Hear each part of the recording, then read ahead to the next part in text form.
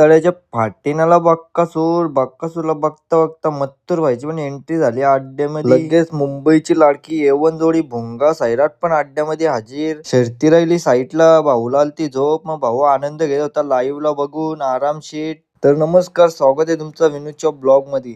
सकाळीच आम्ही निघलो पहिले मंदिरात जायला. जाता जाता दिसला राजाभाई की चेडा खोपडी छोटा क्षमा ना त्याच्याच जोडीला होता मोठा क्षमा. काहीच न बोलता मंदिरात पोहोचले. तिथं बघता तो भैयांची धुलीवंदन आज होती. फुल माखलेलं भैया, लाल पिला सगळा तांबडं बिंबड सगळं कलर लावून घेतलेला अंगाला. तसाच घरी आलो न घेतला जेलीवाला चिकन घ्यायला. अख्खा चिकनचा जाम झाले. एकदम पोचलो न पहिले बघता तो काही तिसरा डोला, डायरेक्ट तिसरा डोला लावलेला का विषय खोल. लगेच तिसऱ्या डोळ्याला झुम मारून पोचतो डायरेक्ट मुंबईच्या येवन जोडीजवळ. जोडीने आज चांगलाच काम करणार होती म्हणून काहीच न बोलता तिथल्या कल्टी मारली न पोचलो बक्कासूर जवळ. अड्ड्याम बक्कासूरची एंट्री झाली तसा क्राऊड वेगळाच झाला. लगेच मथुर व्हायचा फेरा मारला.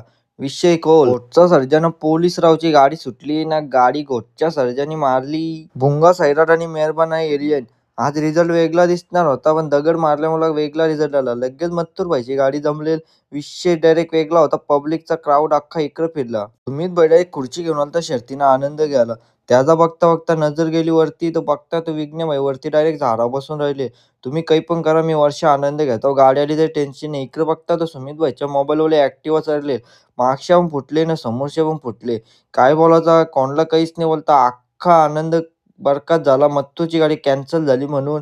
चंद्राला झुम मारून आजच्या ब्लॉगला मी समाप्त केला. ब्लॉग युट्यूबला अपलोड केलेला आहे. अशात नवनवीन व्हिडिओ बघण्यासाठी इंस्टाला फॉलो करा ना, युट्यूबला सबस्क्राईब करा. तर भेटून एक ब्लॉग मध्ये.